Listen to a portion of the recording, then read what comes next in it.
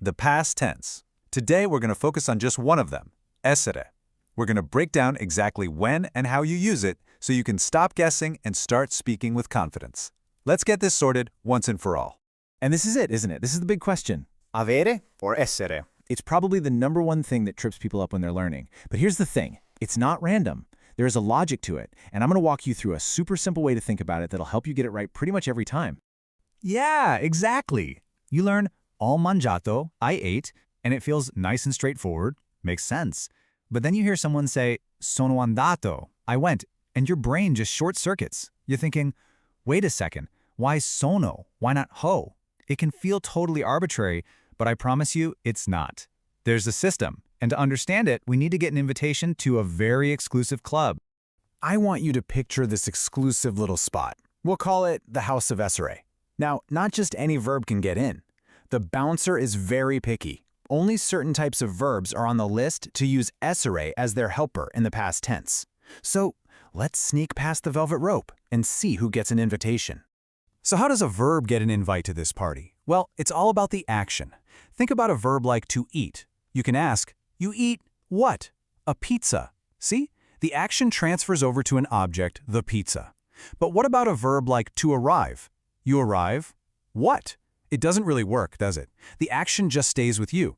Verbs like that are called intransitive, and they are the main guests inside the House of Essere. Once we're inside the House of Essere, you'll see it's kind of broken up into 3 main sections. First up, you've got your verbs of movement. Going, coming, arriving, leaving. Then you've got the verbs of state or condition, like staying or remaining. And in the last room, you'll find the verbs of change or transition. Things like being born, dying, or becoming something else. Let's look at that first group, movement. If you want to say, I arrived at 5 o'clock, you'd say, sono arrivato alle 5. Because arriving as a movement verb, arrivare, gets its all-access pass to the House of Essere. That's why we use sono, not a. Simple as that. Okay, what about those verbs describing a state of being? Well, for I stayed at home, we say, sono rimasto a casa. See, staying isn't an action you do to something, it just describes your condition, where you were. That's why rimanere, to stay, is a permanent resident in our house. And finally, we have those verbs of change. Take il bambino è nato in Italia, which means the child was born in Italy. I mean, is there a bigger change of state than being born? I don't think so. So of course, the verb nascere uses essere. So just burn it into your brain. Movement, state, and change. Those are the 3 keys to the House of Essere. Okay, so now we know which verbs get to use essere. But once you're inside the house, there is one very, very important house rule you have to follow. This is the most crucial difference. With avere, the verb ending is kind of lazy. It's fixed. Marco ha mangiato, Maria ha mangiato. See? Mangiato doesn't change. But essere, essere pays attention. If Marco arrives, it's arrivato. But if Maria arrives, it's arrivata. The ending has to agree with the person's gender and number. This, right here, is the golden rule. And this rule applies to absolutely everyone. If I'm a man, I say sono andato. If I'm a woman, I say sono andata. If we're talking about a group of guys, it's siamo andati. A group of all women, siamo andate. You see that pattern? The ending is like a little chameleon. It changes to perfectly match the subject you're talking about. That agreement rule is a big deal, I know, but pretty much everything else you already learned about the past tense with avere still works here. To make a sentence negative, you still just pop non in front. To ask a question, you just use your tone of voice. So you don't have to relearn everything from scratch. It's really just that one big new rule. All right, we've met the main crowd at the House of Essere. But like any exclusive club, there are a couple of VIPs who have a permanent all-access pass. They don't just get an invitation, they practically own the place. Let's talk about them now. So here it is, all reflexive verbs. The ones where you do the action to yourself, like waking up or washing yourself, they always use essere, no exceptions. And putting these sentences together is like a super simple 3-step recipe. First, you start with your reflexive pronoun. That's your me, ti, or si.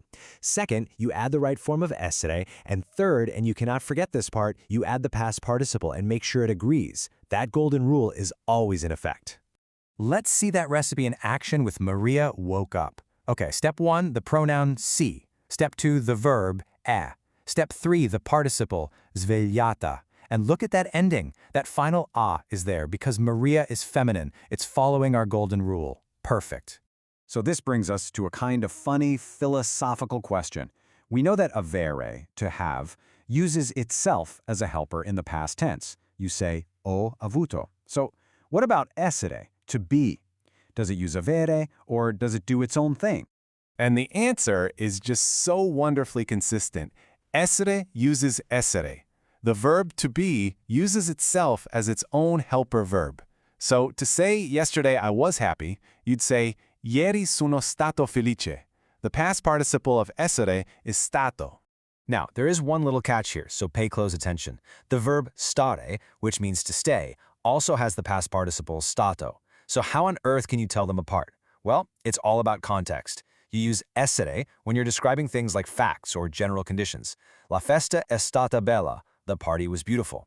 But you use stare for locations or temporary states, like sono stato a casa. I was, or I stayed, at home. Whew. Okay, we have covered a lot of ground.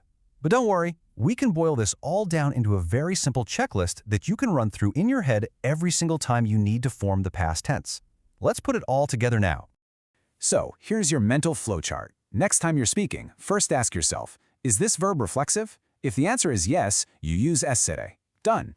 If no, ask the next question. Is my verb in the house of essere? Is it a verb of movement, state, or change? If yes, you use essere.